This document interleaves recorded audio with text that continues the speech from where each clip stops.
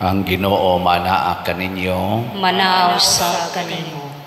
Pagbasa gikan sa Santos nga Ebanghelyo sumala ni Lucas. Himayaon ko ikaw, O Ginoo.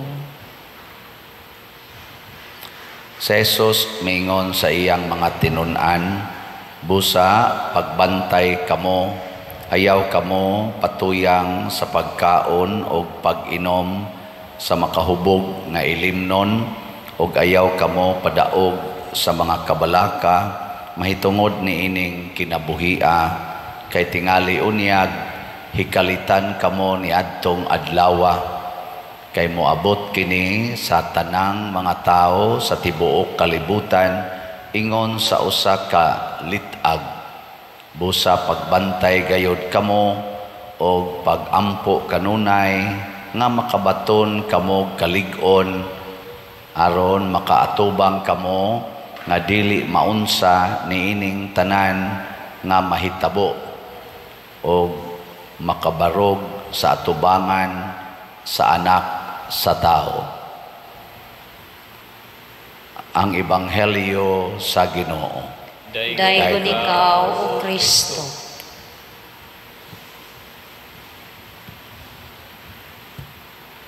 Sa atong unang pagbasa, nahisgutan na sa diri ang nakita ni Propeta Daniel, ang mga mananap niya nagrepresentar dito sa lain-laing mga hari o gingharian sa kalibutan. Niya mga bangis kay sila, o ang katapusan naging harian nga bangis kaayo, nagpanamastamas sa Ginoo. Wa siya moila nga siya usalang kabinuhat, o siya na naghari-hari sa tibok kalibutan. Gipangpatay niya ang tanang mga tao nga dili niya suod, pero sa katapusan siya gyud mo'y gipatay sa Ginoo. Karong adlaw maoron ang katapusang adlaw sa atong simbahan nga 2023. Ugmang adlaw musugod na ang bag-ong tuig sa simbahan nga mao ang Advent, First Sunday of Advent. Niya gipahinumduman ta nga sa katapusan ang mga tao sa tibuok kalibutan nakaila o wa kailas Ginoo. Matud pa sa atong Ebanghelyo, moabot kini sa tanang mga tao sa tibuok kalibutan ingon sa usa ka litag. Og nganong mura maglitag, kay kanang litag makugang man ta ana, kalitan ta, maigking niya, inig kaigking na nato, inig libkas niya, nakuha na di ay ta. O na sa una manglitag man ko og manok ihas, o kanang mga maglakaw-lakaw sa kabanwaan ba, usay makakuha mi og kanang iring nga ihas, kanang tawgo na mog tinggawong na apay maral, usay tikling, usahay manok ihas, usahay ilaga mo'y makuha, pero kanon raman na si ilaga ang higot, maputol ra. Pero kanang litag, tanaw na nimo, basta litagan mura na siya o ordinaryo kayong lugar, niya naapagay mga lamian nga mga pagkaon, butangan kanang gitawag na tugpaon or bait, na niya ang manok ihas or kinsa tong ganahan sa paon, mukaon siya dito. Niya iniglabang na niya spikas, kuha dayon siya sa litag. Dinhis kalibutan mao sa gibuhat sa yawa nato, butangan tag paon, sama ng kwarta, dungog, bisan kaning atong gahom, gamhanan man sa tang mga tao, makamugna man sa tag mga butang usahay murag katingalahan, sama aning atong pag-construct og mga buildings, pag-construct anang mga infrastructures nga usahay murag masiga atong mata, kay murag dili na gyud katuhuan ba nga ang tao mo'y naghimo.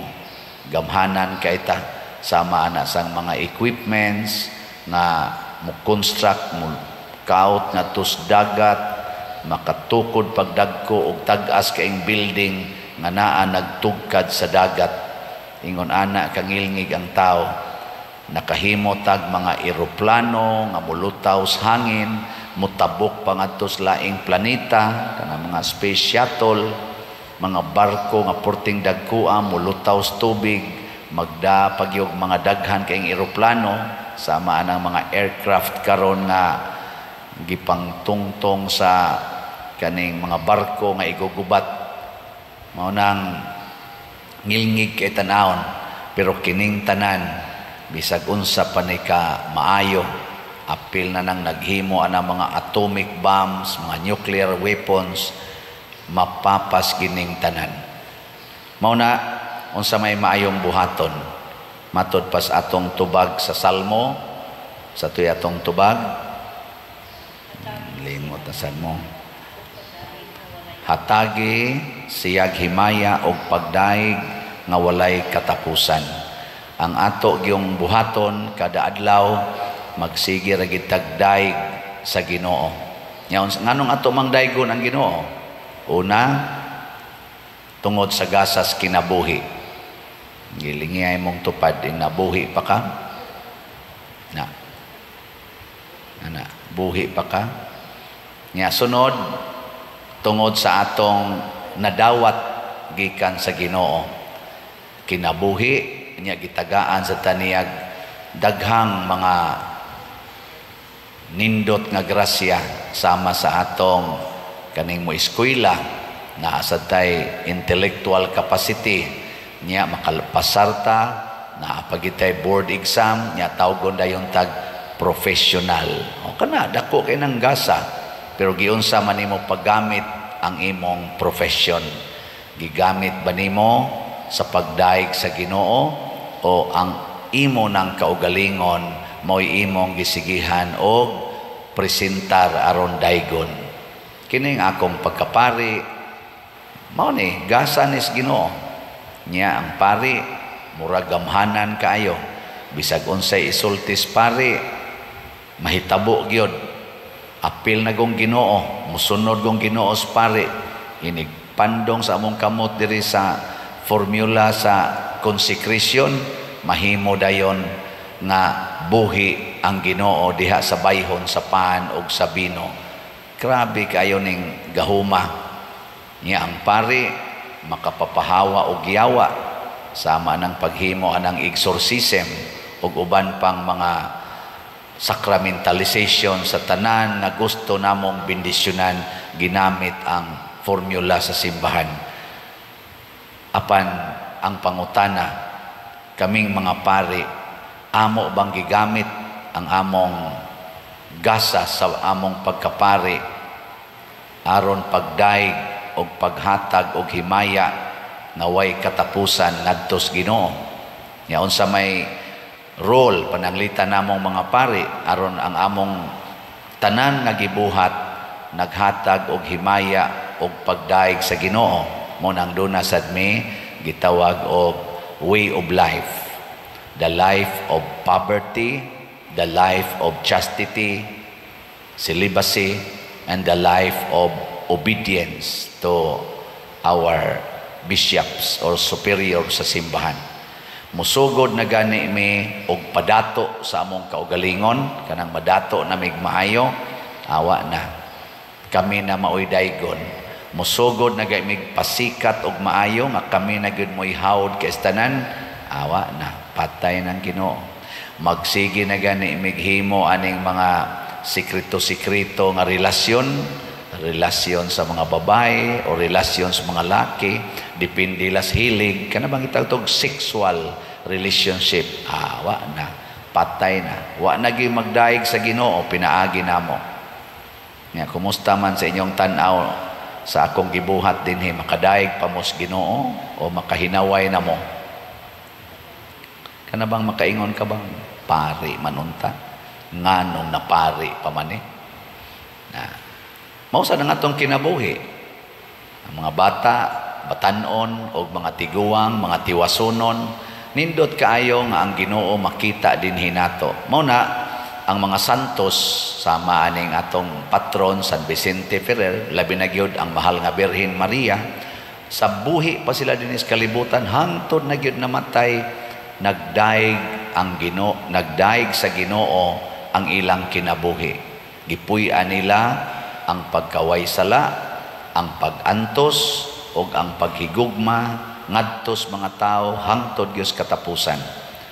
So hinaut unta nga niining ato karong pagsulod na sad sa bag-ong tuig sa simbahan, bag-o na ang atong kasing-kasing.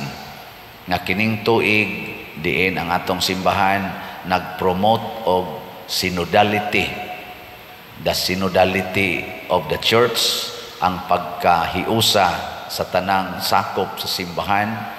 Ato taning puy-an og padayonon niining tuig na sad 2024 giniyahan sa mahal nga Birhen Maria. Ang ato dinhing simbahan sa atong parokya, sige kog baligya ninyog slots, amot nakapalit na ba kamo, ubay-ubay na taghalin sa atong sitiyo, ugma na lang nako ihatag ang update. Ang ato sang SBF dag, medyo gamay pa para nistong kumbinto, niya ang ato sang DSAP na apay balanse. Nganong ato ning gibuhat, kanunay nako nang gipahinomdom aron makahatag tag pagdaig og himaya sa Dios. Pinaagis atong mga ginagmay og dinagko nga pagpaambit sa atong mga grasya, labi na gid ning kwarta. Ubay-ubay na sad tag nahuman nga mga balay, nahurot na natog panghatag ang mga bugas nga akong gilantaw nga ikahatag katong 3,600, murag na sobraan pa gani gamay niya, ato na siyang daygon ang Ginoo.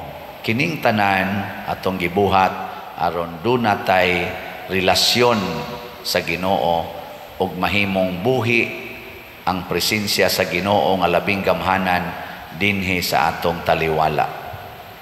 Niya, katapusang lingi sa imong tupad ing na padayon tang maghatagay o gugma. Inga, padayon tang maghatagay o gugma, dili sulinga. Niya, magpadayon tag hatagay o gugma tungod kay ang Ginoo nahigugma manato. Manindog ta.